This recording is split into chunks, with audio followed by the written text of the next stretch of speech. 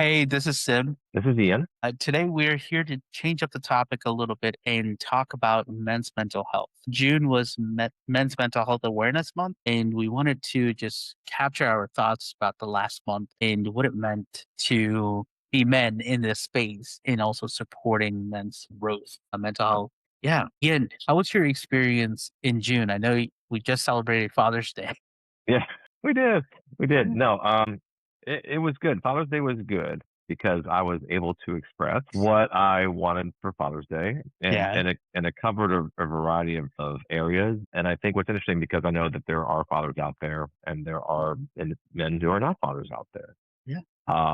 So I think that whether being a father or not being a father, it doesn't really matter when it comes to men's mental health awareness.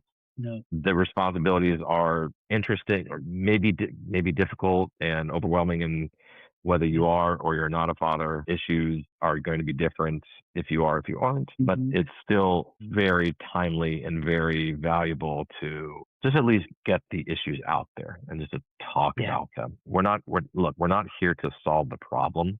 Yeah. That's like No. it's a guy thing. Guys want to always solve the problem kind of thing. Let's This fix is it. not, yeah, let's fix it.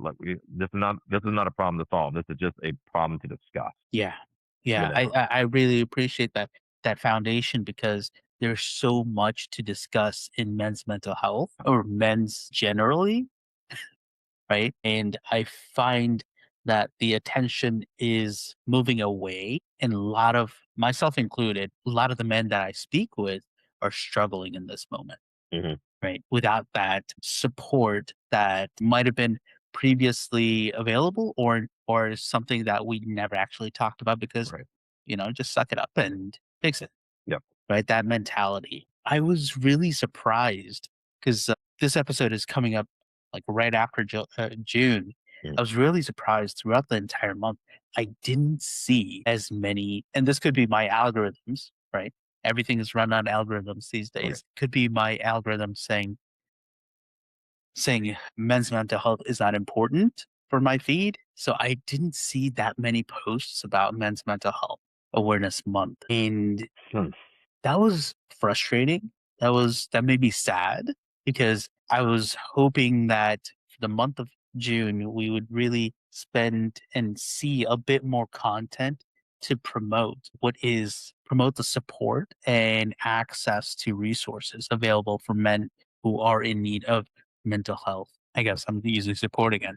It's Yeah. mental health support. Yeah. Oh, Yeah. so I'm curious, like, did you see more content geared towards or more messaging geared towards improving men's mental health this month? Not really. I think what's concerning is with your background and you not receiving the algorithms, and you have I'm guessing a pretty extensive coaching and therapeutic and counseling background. And if you don't see it in your algorithm, what about what about the other population of men who don't have Right. that background?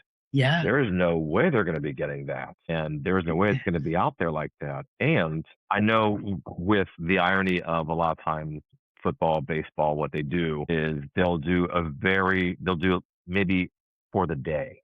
Yeah. So, for example, for the game, I should say. So, for the week, if they're trying to say promoting, don't promote hate, or hate is bad, or whatever the case may be, Right. they'll have a stop hate on Yes. back of or in the end zone for all the games for Mhm. a weekend, Yeah. or it'll be That some sort of a theme for stop this, or this mhm. kind of prevention, or this kind of awareness, and it'll be maybe a color differentiation on a uniform, Yeah. right?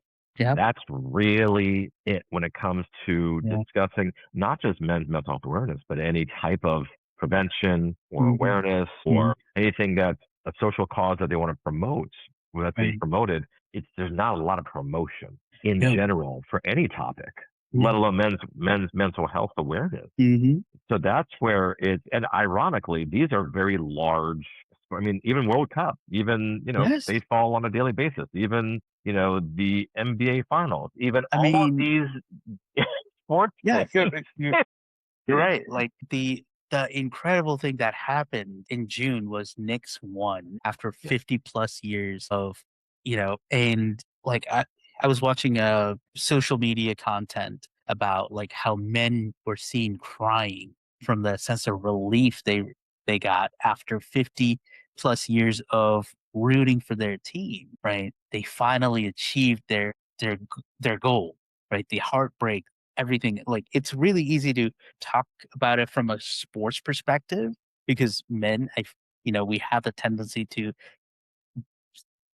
how do I say this? Disconnect our emotions and put Mhm. it onto like a sports thing or put it into the vehicle or some other activity, right? Rather than owning like, yeah, it was really empowering to see a team like the Knicks, right, take on the challenges that they've been working through for 50 years, right? Grinding away and doing the due diligence and having the near misses and, what could have been and so on to now saying the entire nation celebrated that accomplishment, right? The tears went we had friends from all over the US, right?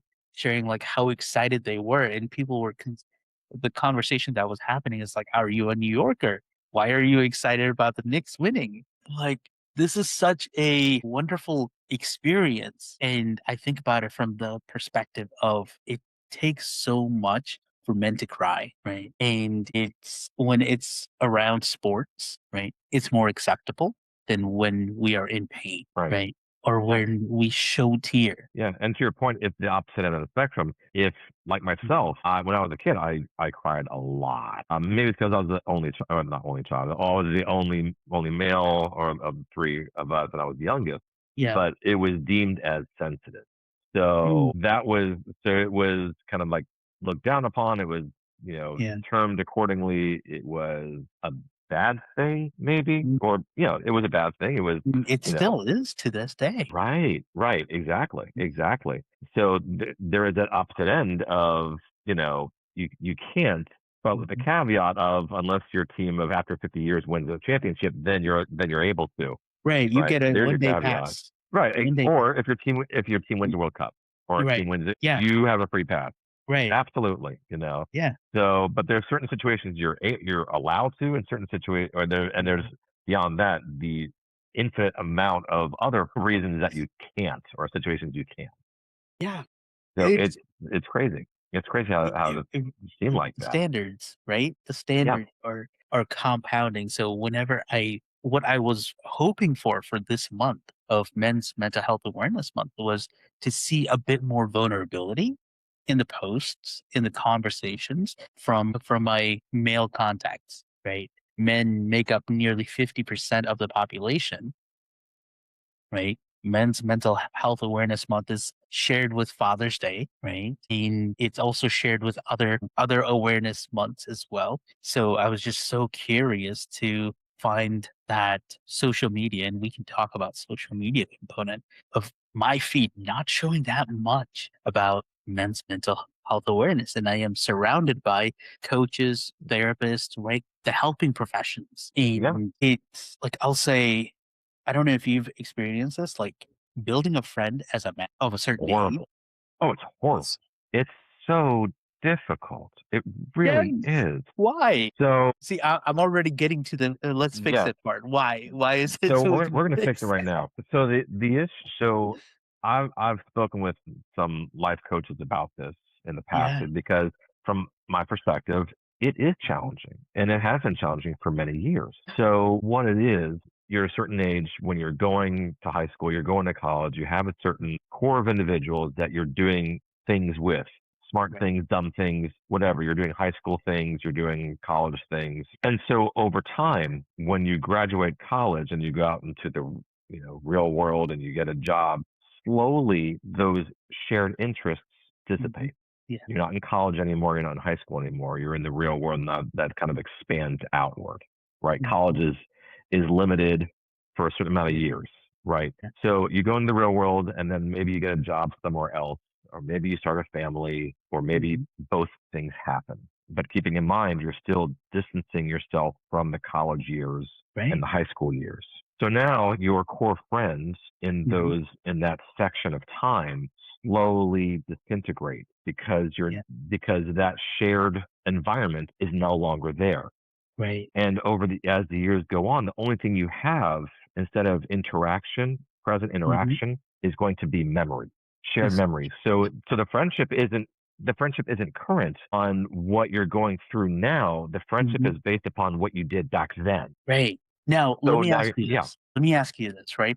Back then, what made those friendships so powerful, so memorable? I think it was. I mean, if you're doing college things, then it's going to be maybe you go into parties and you're drinking and you're going to you're just doing things, college things. Yeah. That's the best way to put it. Right. Without social media, I think that's the key. Is you Well, don't have the documentation. I wanna focus on this a little bit more because, one thing that you said is you're doing things, right? You're not really sharing yourself, you're sharing Right. experiences, Correct. right? Or items, but not Correct. the emotional vulnerability or mental vulnerability of sharing your ideas. It's like we occupied the same place, same time, right? Same activities. That's why we're buddies, That's right? correct. And when that separation, as you pointed out, right? When you move for a job or you start family and so on and so forth, those shared activities are, how do I say this, are so different for so many of us, right? That's So right. when we connected at that college level of shared activities, those activities are different now. Now, this is where I have the challenge of when I'm thinking about my female friends from Mm. college, we had a completely different relationship. I don't know if you've experienced this, but our relationship was based on conversation, right? Based on shared interests, right? Based on shared a process, right? That level of vulnerability that existed. It wasn't external to an event or things to do. It was internal to the conversation and dialogue, right? Now, I'm thinking about it from my experience of male friends from that time period and female friends from that time period. It was completely different. With my male friends, it was based on an activity where we got together. With my female friends, it's based on conversation and connection. I don't know if this is something different that you experienced. I'm curious. Did the genders make a difference? I think so.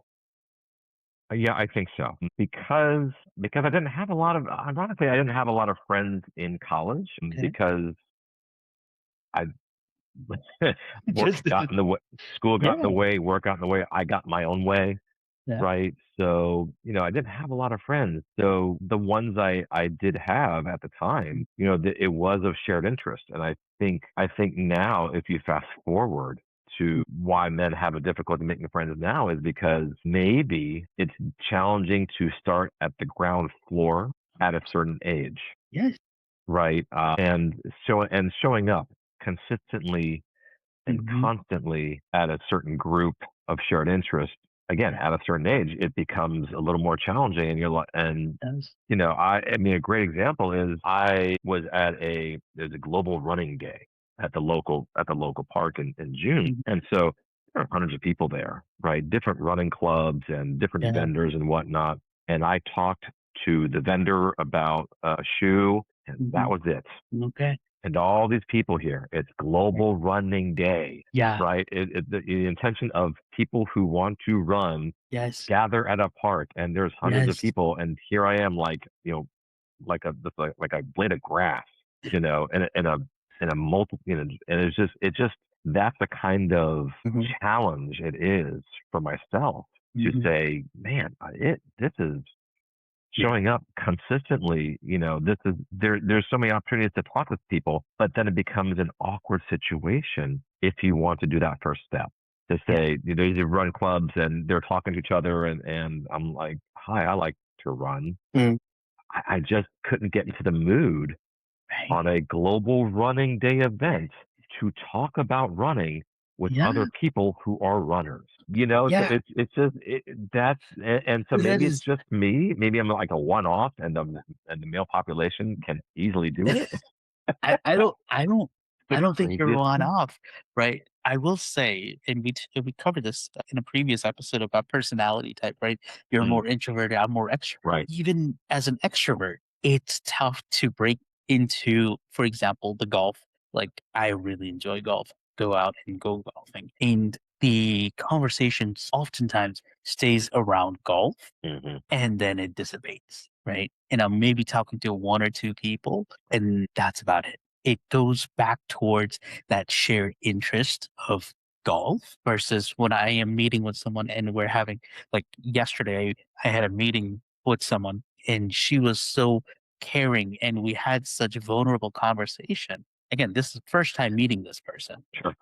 right? And I recall more conversations that I want to have with her, follow up with her on these things Right. versus I love golf. I want to go golfing every single day, but those conversations are flat. The depth is something that I'm seeking and most of the people I'm saying golf, most of the people that I've talked to are men in Hmm. golf, right? So I'm doing a gender separation here of the experience I'm having with men versus experience I'm having with women. And Yeah. it's tough because the way I can talk to men is through sports, right? The Knicks, golf, running, Yeah.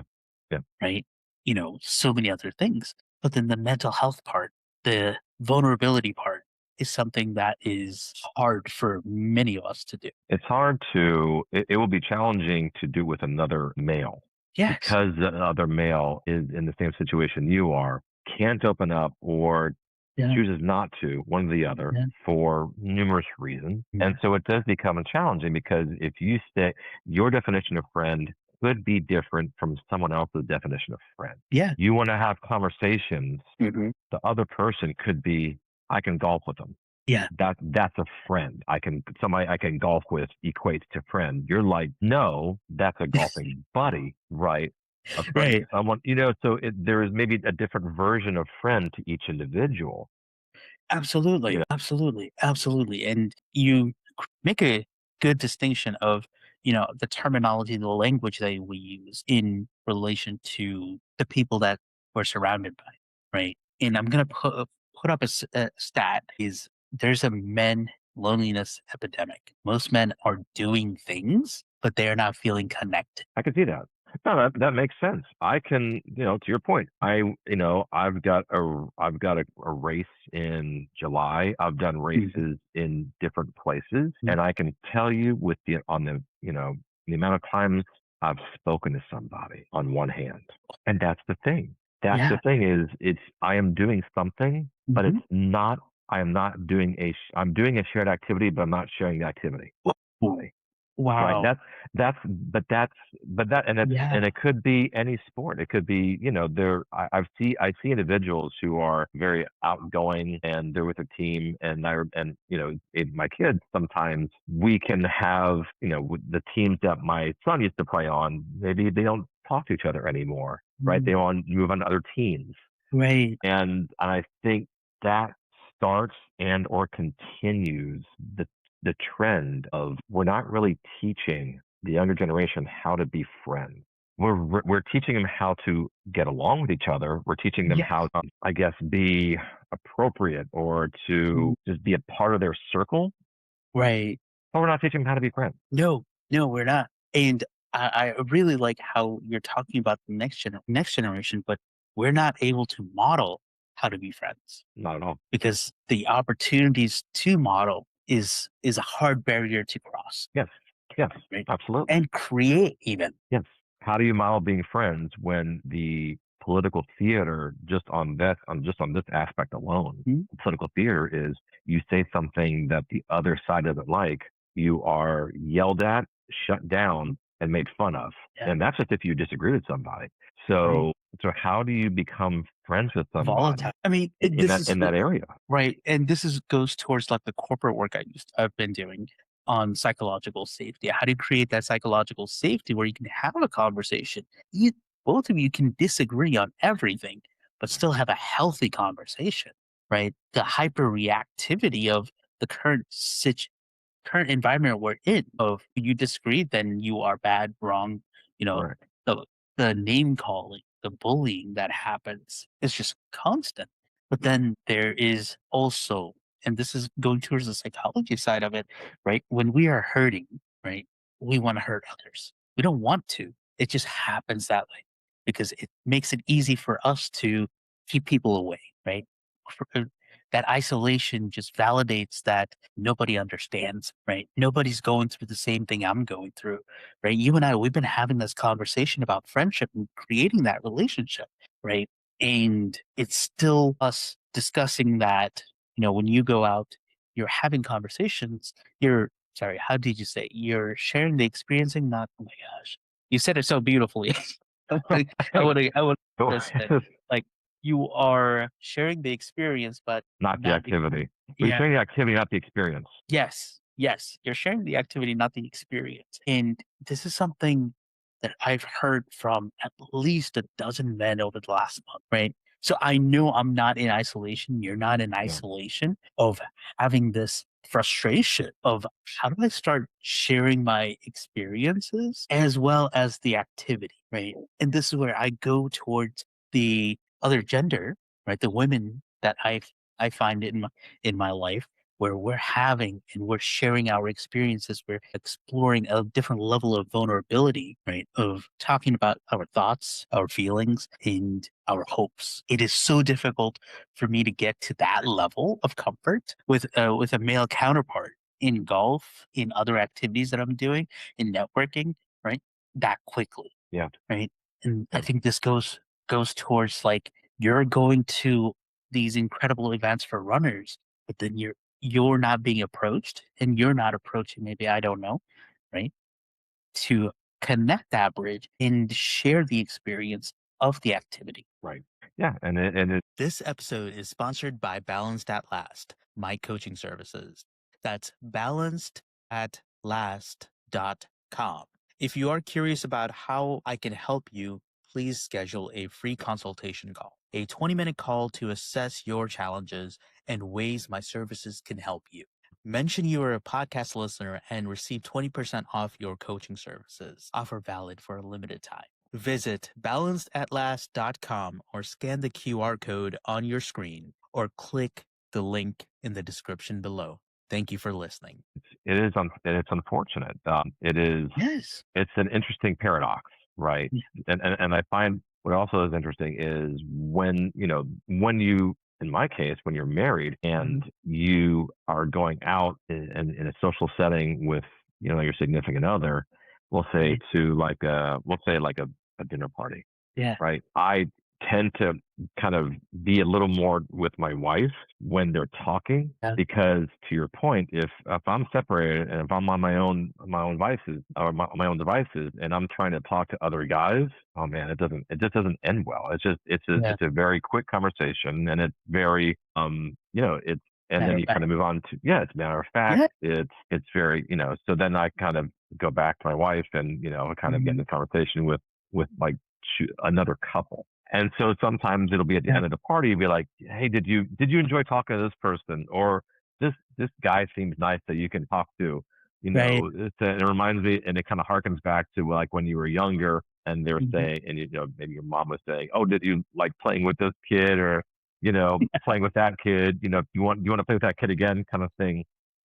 And you Yeah. get older, but the situation kind of stays the same. So it is to a point where even Mhm. maybe if you're younger or if you're single and you have a hard time breaking out in terms of talking to somebody else Mhm. as a guy, even when you're married and older, it's Yeah. still kind Change. of it if there is a if there is a change, it's minimal. It is. It absolutely is. Like one of the conversations that I started having recently with my male friends is how did you make your male friends? Right. And the answer, surprisingly or unsurprisingly, in this episode is what do you mean? We go out and do stuff. Like, yes, but how do you know they're a friend, right? That you can count on, you have that Yes. psychological safety, you have that camaraderie you can talk about. It's like, no, that's not that's not what this friendship is for. Okay, right? And this is something that I'm seeing more and more. I feel like I've read some research on this,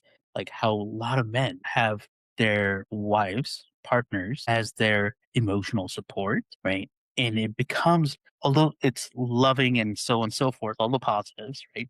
It also becomes a crutch. unnecessarily, and it's a burden. Absolutely. It's a burden you don't want to put on your partner.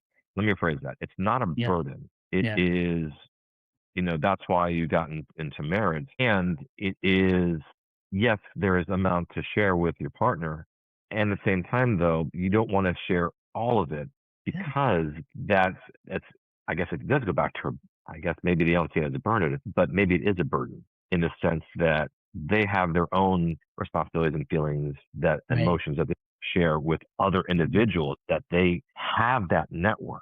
If that See, person is the key, network, right? Yeah. then that's the problem, because it's not fair to your partner to say, well, I'm going, that she has to be, the sponge to all of your. Oh, That's yes. right. That's right. Yes. Right. And this has become a burden for many couples. And you hate to say that. You hate to say that. I don't like to use the word burden, Right. but Right. that's how I feel like Absolutely. sometimes. Yeah. I You're right, and here's why. Okay, here's what I see. Right, as my wife, she has multiple other people where she can be vulnerable with. Right, so it's not her putting all of it on me. Right, it's shared among her community, her network. Right, and thankfully, I am fortunate to have incredible women friends. Right, and few male friends where I can do that. But what the research is for this article, I can't say research yet, was sharing is because of the loneliness epidemic that men are going through and have been going through, the burden falls on to their partner often to carry that emotional self, all of it, because that disconnection, right, or that network of supporters for men aren't built, aren't there, and this is where it's really challenging for men to create those relationships because it hasn't been modeled for us like it has for the women in our lives. I can tell you who my wife speaks with. I can Yeah. tell you her friends that she's able to talk with. Hmm. If that question was posed to my wife about me, she she probably couldn't answer the question. I mean, there's if there was like for example, a surprise party, right? And Yeah. you're going to call people to go to your surprise party. I can do that with my wife. I'm like, okay, yeah, Yep. I know a list. Easy, easy, easy. Let me Yep. just look at her phone, speed dial. Right. First 10 And people who's in coming at the contact. last hour and who wants to be there? Exactly Yep. right. Exactly Yeah. right. If the Yeah. tables were turned, I guarantee my wife would have a very hard time Yeah. to get guests from me. Because of that, I don't have the friends, and because it's Yeah. and also, do it where is it possible sometimes that when you have a family, if you're having a challenge making friends before you have kids, get ready. It becomes a little more difficult when you What? have kids No. because of the time that it takes to be with the kids, and when they're growing, and when you first have them, the people you meet, the shared interest is going to be daycare, it's going to be the sport, and now you're going into the same cycle all over again. Yes, you are. You can't be vulnerable because, we're just talking about daycare. We're talking about this place that the kids Logistics. go to for vacation, or or the kids they like this movie or that movie. Mhm. Again, I can tell Mhm. you the name of the parents of the kids, of our kids, Right. and that they hang out Yeah. with, but I don't hang out with them. And that's what it's like. Again, is the irony of the network has expanded, Mhm. yet still in the same place. Yeah. Yeah. And there's sometimes I'm like, I'm tired. I don't want to. And it also it takes energy. It It takes a does. lot of energy and consistent It does. energy. And so you have to be, what's your opportunity cost? Right. Right. And And what's your yeah, and what's valuable to you when it comes to your yeah, time? yeah. I love that you brought this up because this is how we calculate things, right? I have Yes, seen, yeah, very objective. absolutely. I've seen my wife and my female friends be on the phone for hours catching up with somebody they talked to last week. Mm-hmm. And I'm like, how and why are you doing this? Right? It's like, what do you mean? This is what I do. This is normal. We have to have our catch up. So I know what's happened over the last. I think to myself, I'm like, wait, who would I call in this situation to catch up if we've already talked in the last month? And I think about it, I'm like, yeah. I don't know. I don't know. I really don't know. Right? I have I think last check like 600 contacts in my phone. Quite a bit. Quite a bit. Quite a bit, right? And out of that, I think I called 2 people. That's and out of that, I have to call my mom regularly, and then I call my wife, all right, for logistics, and then maybe I'll call one other person, seldom, and that's about it. It's consistency of wanting to I guess talk to somebody and listen to somebody. It's the getting into the mindset to do that, Yeah, and it's also the talking to somebody with that same understanding and that same type of growth mindset. And that to me is a difficult find. Like doing a step one yeah, is tough. yeah. Oh, yes. That I think that's where it becomes the Oh, challenge is the first step, and then saying, and then maybe call, and then like a week or two later, or I don't even know. It's like I don't know if like mandating or something. I don't know yeah. what are you dating somebody? I mean, Yeah. I don't know what that's what it kind of reminds me of is It it's like you're really going is. on a date with a Yeah. guy Yeah. Oh my to try to god. get a friend. My wife has to be up on like, "Okay, you and your you and this person are gonna hang out. Go have your mandate." I'm like, "Oh, okay. Sounds fun." I But I that's a that's a burden and a relief that she took on to schedule something for me, right? Because to go through that logistics is one part, and then it is also a sense of relief because okay, you can go hang out with this person. I get to be alone, or I get to do whatever I want, right? That's that. There's a sense of relief, and I love those moments, and I want to be the one that initiates those moments right. with other people. Then I think about opportunity cost. I think about all the logistics, like for example, getting together for lunch or dinner with a male counterpart. All right, so I gotta drive here, I gotta do this and that, instead of like, yeah, we're just gonna go meet and see where it goes. Right? It's like, this is easy, but when you add the, okay, I have to do all these things, right? You're calculating, conversing it with like the energy cost of it. And this goes back to, I don't know how long you've been partnered, but this goes back to like dating. Yeah. Right? A lot of people will have to go out and find a partner and go through several dates, right? Energy exchanges, right? Inefficiencies, quote unquote, Yeah. to find like, oh, I can actually talk to this person, right? And I can connect with this person. And we have these things in common. And there was an interest, right? And as I'm talking about this, I'm thinking about Bumble, the creator of Bumble. Right. Yes. It's like a dating app, Yes. right? She said like Bumble is you can meet your partner or you can meet your female friend because it's women empowered, right? So created a I guess, friending app so you can find other women with similar interests and you can start having that conversation. And I was just thinking, like, what would happen if men had that? We Like had a a version friend for app. men. Friend app. Yeah. It's like I'll be in Atlanta from this time to this time and these are my interests. I think it might be misconstrued. I think it might be, Yes. I think it'll be Yes. misconstrued for something else.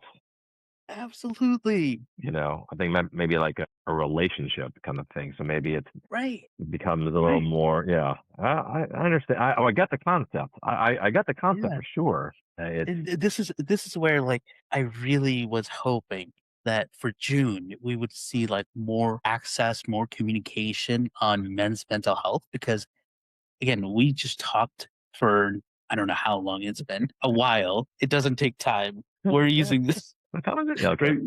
We've been Put talking the for a clock up. while. Yeah. Just just on the man experience of building a friendship, right? And it's so needed because when we are able to express ourselves fully, right, with a friend, we can start unloading some of the mental challenges, the quiet whispers that really drain our energy, drain our time, our perception, right? Keep us in isolation. It's so needed for us to have a buddy, two buddies, two friends where we can go into that vulnerable space. Right? And to this day, I still think about like my male friends. I'm like, when was the last time I talked to them? When's the last time that they reached out to you? Well, yeah, That's yeah. It it goes, goes. but it absolutely does, Yeah, right?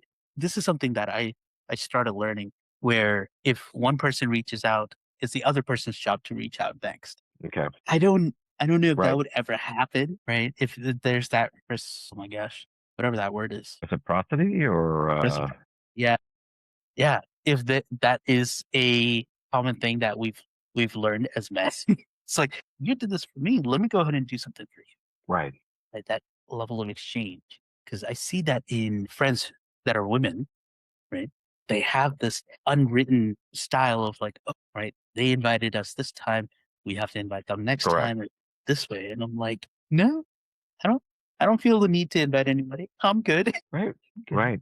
And I think it's just the energy that how much you want to put out there, and based upon if you feel that it's worth it, or if you feel that is it consequence driven in terms of, Mm, well, if I do it, if I put this energy, is it going to be fine, or is this a waste mhm, of my time? You right. know, and so maybe that shuts it down. Maybe just past experiences have led up to, Mhm. yeah, I'm not doing this again.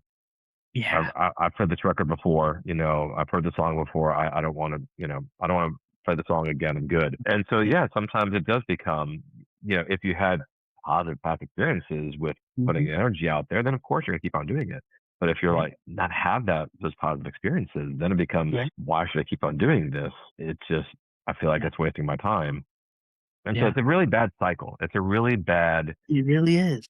yeah, It's a cycle, and it's also a cycle that promotes that isolation, right? And that helplessness of this can't be helped. This is just how we are, right.